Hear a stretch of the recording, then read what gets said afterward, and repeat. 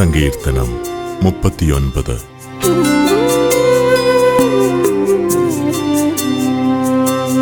ഞാൻ പറഞ്ഞു, നാവുകൊണ്ടു പാപം ചെയ്യാതിരിക്കാൻ ഞാൻ എൻ്റെ വഴികൾ ശ്രദ്ധിക്കും. എൻ്റെ മുൻപിൽ ദുഷ്ടർ ഉള്ളിടത്തോളം കാലം നാവിനു ഞാൻ കടിഞ്ഞാണിടും.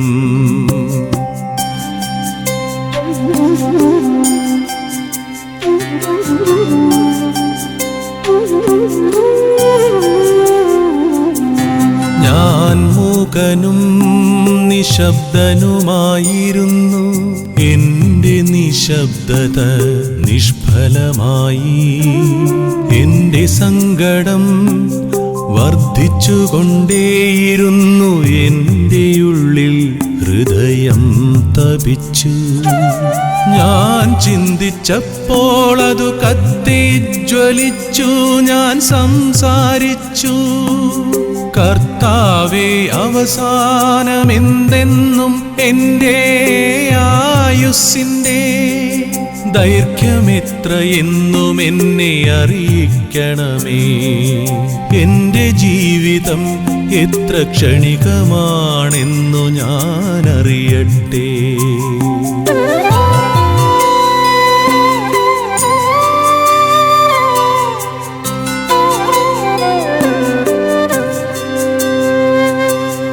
ഇതാവിടുന്നെൻ്റെ ദിവസങ്ങളേതാനും അങ്കുലം മാത്രമാക്കിയിരിക്കുന്നു. എൻ്റെ ജീവിതകാലം അങ്ങയുടെ ദൃഷ്ടിയിൽ ശൂന്യപ്രായമായിരിക്കുന്നു. മനുഷ്യൻ ഒരു നിശ്വാസം മാത്രം, മനുഷ്യൻ നിഴൽ മാത്രമാണ്. അവന്റെ ബദ്ധപ്പാടു വെറുതെയാണ്. മനുഷ്യൻ സമ്പാദിച്ചു കൂട്ടുന്നു, ആരനുഭവിക്കുമെന്ന് അവനറിയുന്നില്ല.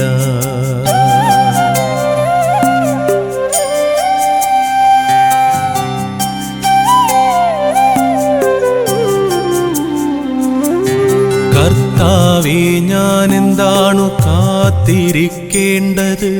എൻ്റെ പ്രത്യാശ അങ്ങയിലാണല്ലോ.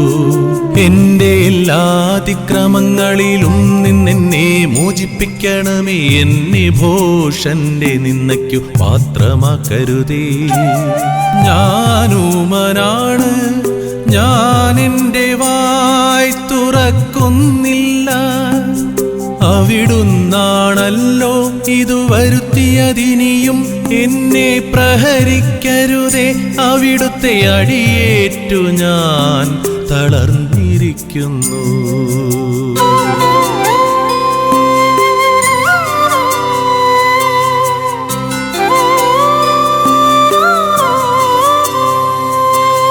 പാപം നിമിത്തം മനുഷ്യനെ അങ്ങു ശിക്ഷിക്കുമ്പോൾ അവനു പ്രിയങ്കരമായതിനെയെല്ലാം അവിടുന്നു കീടത്തെ പോലെ നശിപ്പിക്കുന്നു.